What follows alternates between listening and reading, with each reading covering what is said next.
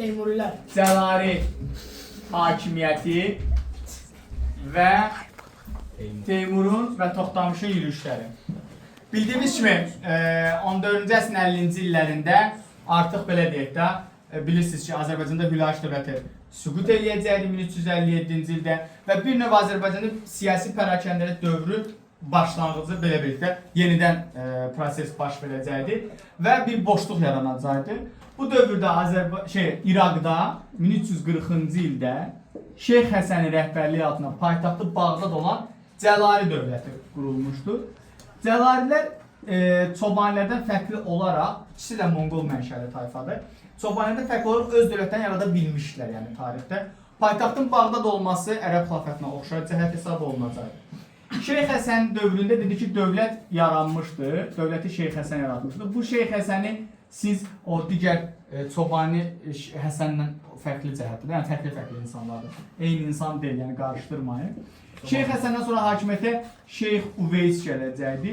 Uveysin dövründə 1359-cu ildə Azərbaycandakı boşluqdan istifadə edərək Təbriz şəhəri ələ keçirir və paytaxtı Bağdaddan Təbrizə köçürür.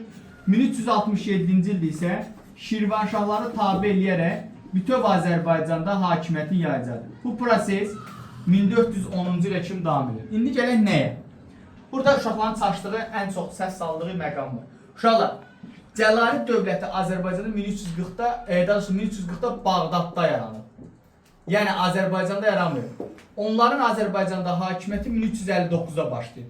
67-də də başlamır ha, 1359-da. Amma bütöv Azərbaycan deyəndə 67-də nəzərdə tutulur. İndi paytaxtı Təbriz olması Rəvvadi, Eldənizlər, Hülaki ilə oxşar cəhətdir. Üç dövlət buradan oxşar cəhət kimi verilir. Şirvanşahlar tabe eləməsi Sadi Salari, Səlcuq, Xərəzmşahlar, Monqollar, Hülakilər, Eldənizlər bunlarla oxşar cəhət verirsiniz. Yəni oxşar cəhətləri bu formada qeyd edəcəksiniz özünüzdə. Sonra Şeyx Uveys islahat keçirəcəkdir, vergi islahatı keçirəcəkdir. Vergi islahat keçirilməsi bir də dövlətxana sarayını işləyəcəkdir. Vergi islahat keçirilməsi Xosrov Ənişiravan, sonra şəxsiyyət olaraq verilirsə əgər, bununla bərabərində Qazan xanı verirsiniz vergi islahatında. Amma belə ümumi götürəndə, məsələn, Xəlifə Əlini də verirsiniz vergi islahatında, yəni Yusif İbn Əbsazı da verirsiniz, Mərzban İbn Məhəmməd də verirsiniz, yəni bu tipli də verirsiniz, yəni şəxsiyyət olaraq. Azərbaycanda Uveysin dövründə bir növ sabitlik və iqtisadi inkişaf yaranacaq. Lakin Uveysin ölümündən sonra Sultan Əhmədin dövründə dövlət zəifləyəcək. Sultan Əhmədin dövrü çox çətin bir vaxta düşür. Çünki bu dövrdə Azərbaycan və Mərkəzi Asiya uğrunda iki türk cahangir olan Toxtamış və Teymurun münaqişələri və mübarizəsi baş verəcək. Bilirsiniz, Qızıl Ordu xanları, yəni Hülaçilərdən keçmişik, Qızıl Ordu xanları iddia edirlər ki, Çingiz xanın vəsiyyətinə görə Azərbaycan və Mərkəzi Asiya Qızıl Orduya düşməlidir. Təbii ki, Hülaçilər bunlar razılaşmır. Hülaçilər süqut edən sonra Teymur da özünü bir növ Çingiz xanın varisi hesab elədiyi üçün bu ərazilərə özünün sahibi olduğunu ifadə edirdi. Çingiz xandan qohumluq münasibətinə görə. Və 1385-ci ildə Toxtamış xan Azərbaycana hücum eləyir, Dərbəndi tutur və Təbrizi tutub yandırıb dağıdacaqdır. Lakin çox qala bilmir, çünki Əmir Teymurun Azərbaycana yürüyüşünü eşitdiyi üçün məcburiyyət qarşısına qalar Azərbaycanı tərk edir, çoxlu əsirlərlə tərk edir, çoxlu qənimətlərlə tərk edir. Toxtamışın Azərbaycana yürüyüş eləməsi Canı bəyi və bərabərində bir də Özbək xanı oxşar cəhət edirsiniz. İllərinə götürəndə 1357, Özbək yürüyüşləri 1318-35-ci illərdə götürəcək. 1386-cı ildə Əmir Teymur gəldi. Teymur gəlir, Təbrizi tutur, ələ keçirəcəkdir. Azərbaycan Şirvanşah dövlətini tabe eləyəcəkdir və Əlincə qalası istisna olmaqla bütün Azərbaycanı tutacaq. Bu vaxt Əlincə qalası Sultan Əhmədin oğlanları tərəfindən müdafiə olunurdu və çox alınmaz bir qala hesab olunur. Bir də Şəki hakimləri falan tərəfindən onda müdafiə edəcək. Əmir Teymur Azərbaycanı Azərbaycan möhkəmlənə bilməyəcək. Çünki, daha doğrusu özü qala bilməyəcək. Çünki Toxtamışın Səmərqənd və Buxara yürüyüşünü eşidərək Təbrizdə oğlu Miranşahı saxlayır hakimiyyətdə, özü isə Azərbaycanı tərk edəcəkdir və çıxıb gedəcəkdir.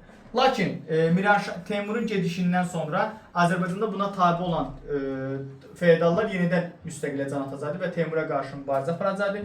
Teymur yenidən Azərbaycanda öz mövqeyini möhkəmləndirmək üçün 1392-ci ildə ikinci dəfə yürüyüş edir, yenə gəlir, yenə Təbriz şəhərini ələ keçirəcəkdir. Niyə Təbriz tutulacaq? Çünki Təbriz Azərbaycanın mərkəzi idi.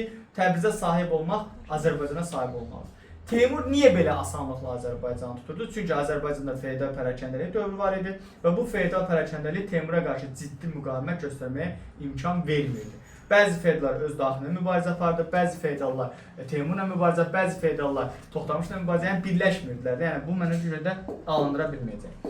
92-ci ildə Təbrizi tutacaqdı, Təbrizdən sonra Şəki hakimi tabe eləyəcəkdi, Şəkidən sonra Gürcüstana səfər eləyəcəkdi, İraqa səfər eləyəcəkdi və onları tutub birbaşa gedəcəkdi Toxtamışın üzərinə və 1395-də Toxtamışla Terek döyüşündə öz aralarındakı məsələni həll eləyəcəkdi və Teymur qələbə qazanacaqdı. Bundan sonra isə öz ölkəsi Mərkəzi Asiyaya, yəni Səmərqəndə qayıdacaq.